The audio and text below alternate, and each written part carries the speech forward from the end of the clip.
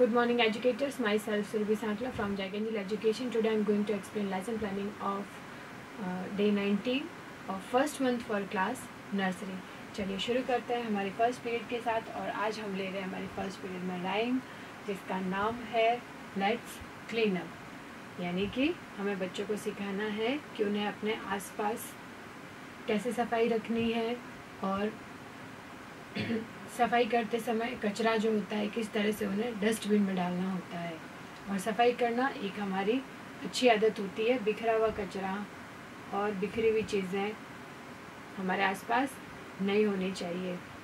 अगर आपको अच्छे बच्चे बनना है, अगर आपको अपने आसपास की जगह का और अपनी चीज़ों का ध्यान रखना है, तो हमेशा हमें उन्हें व्यवस्थित रखना चाहिए और अपने आसपास कचरा नहीं रखना चाहिए। और किस तरह से हमें सफाई रखना ज़रूरी है और सफाई करने के बाद हमें किन चीज़ों का ध्यान रखना चाहिए, वो भी हम बच्चों से एक जनरल डिस्कशन कर सकते हैं।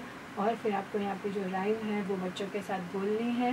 पहले आप बोलेंगे, बच्चे आपके बाद में रिपीट करेंगे। आप चाहें तो राइम को म्यूज़िक प्लेयर पर भी प्ले कर सकते हैं। Clean up little star, it's time to clean up where you are. Clean up little star, it's time to clean up where you are.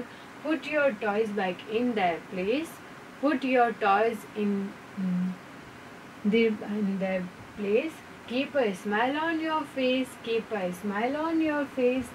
Clean up little star, it's time to clean up where you are.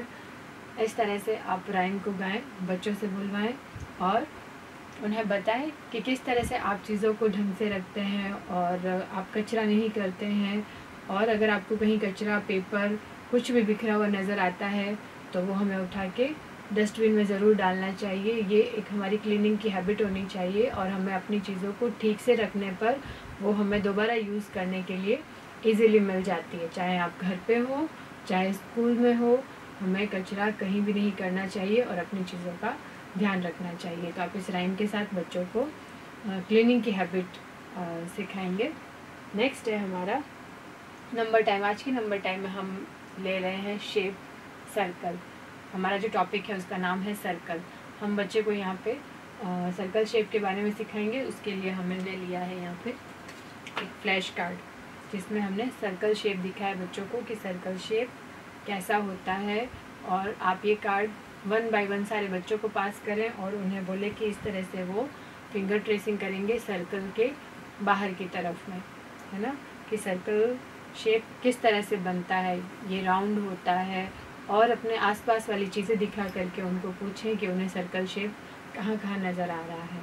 तो जैसे class में watch है, कुछ बच्चों के lunch box है, और आप चाहें तो ब्लैक बोर्ड पर भी कुछ गोल चीज़ें ड्रॉ कर दीजिए, जिसमें प्लेट है और वॉल वाली क्लॉक है, और कोई भी टॉय आप बच्चों की ड्रॉ कर सकते हैं, स्माइलीज ड्रॉ कर सकते हैं, जिससे बच्चे ज़्यादा से ज़्यादा चीज़ों को देखें और शेप को आइडेंटिफाई करें, है ना। फिर हम यहाँ पे पिक्शनरी में जो हमने पिक्चर्स दी है वो हम बच्चों को दिखाएंगे और आप सर्कल शेप वाली राइम बच्चों से रिपीट करवाएं। जैसे हमने यहाँ पे पिक्चर दी है क्लॉक, व्हील, पिज़्ज़ा और बटन, और आप बच्चों को बोले कि इसके आउटर लाइन में फिंगर से ट्रेसिंग करें और बोले साथ में कि which shape is this, circle shape, है ना। उसके बाद जो उनकी क्लास एक्टिविटी की बुक है उसमें हमने पेज नंबर 29 पे 2 सर्कल्स दिए हैं, जिसमें बच्चों को ट्रेसिंग करनी है और फिर उसमें कलर करना है। और नीचे वाले में बच्चों को सर्कल आइडेंटिफाई करना है और उसके अंदर कलर करना है। ये था हमारा सर्कल शेप। नेक्स्ट है हमारा प्ले टाइम। तो आज के प्ले टाइम में भी जैसे हमने बच्चों को सर्कल शेप सिखाया है, तो आप बच्चों को सर्कल शेप में ही खड़े होकर के डांस करने के लिए बोलेंगे। तो आपको सिंपली अपने प्ले एरिया में चॉक से सर्कल ड्रॉ करना है और आपको म्यूज़िक प्ले करना है और बच्चों से बोलना है कि उन्हें सर्कल के अंदर ही खड़े होकर के डांस करना है, सर्कल से बाहर नहीं आना है, ठीक है। तो इस तरह से हमारे बच्चे सर्कल शेप को भी आइडेंटिफाई करेंगे और उनकी डांसिंग भी हो जाएगी। नेक्स्ट है हमारा लैंग्वेज टाइम। लैंग्वेज टाइम में हमने लिया है अपवर्ड और डाउनवर्ड ओपन कर्व का रिवीजन। हमने बच्चों को पहले एक्सप्लेन किया था कि अपवर्ड ओपन कर्व कैसे बनता है और डाउनवर्ड ओपन कर्व कैसे बनता है। तो अगेन आप यहाँ पर लाइव ऑब्जेक्ट ले सकते हैं, जैसे कि बाउल है और एक कैप है, ताकि बच्चे उन चीज़ों को इजीली कनेक्ट करेंगे। तो बाउल भी आप बच्चों को बताएं कि किस तरह से अपवर्ड ओपन कर्व बनता है, और बाउल को उल्टा करके आप डाउनवर्ड ओपन कर्व भी उन्हें दिखा सकते हैं। इसी तरह से जो कैप है इसमें भी डाउनवर्ड ओपन कर्व बन रहा है, तो हम बच्चों को एक्सप्लेन करेंगे लाइव एग्जांपल्स के थ्रू। और बुक में एक बार ट्रेसिंग करवाने के बाद आप बच्चों को क्रेयॉन्स दें और उन्हें बोलें कि अपनी क्लास एक्टिविटी पेज नंबर 30 पर उन्हें यहाँ पे अपवर्ड ओपन कर्व और डाउनवर्ड ओपन कर्व दोनों पर कलर से ट्रेसिंग करनी है। ठीक है, नेक्स्ट है हमारा रिफ्लेक्शन टाइम। आज की रिफ्लेक्शन टाइम में हम बच्चों से फिर से पूछेंगे कि उन्हें आज की एक्टिविटी सबसे कौन सी ज़्यादा पसंद आई थी, और जो राइम है उसको आप रिपीट करवाएं।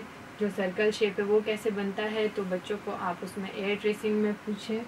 और बच्चों ने किस में डांस किया था, आज कौन से शेप में डांस किया था, तो बच्चे आपको आराम से बताएंगे कि सर्कल शेप में डांस किया था।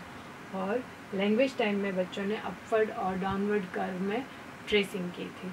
ठीक है, ये था हमारा रिफ्लेक्शन टाइम है। नेक्स्ट है हमारा होमवर्क। तो अगेन होमवर्क में जैसे मैसेज बॉडी में हम मैसेज टाइप करते हैं, आप वो कंप्लीट करेंगे और हमें बच्चों को एक्सप्लेन करना है कि trace the upward open curves and downward open curves on given page number, है ना।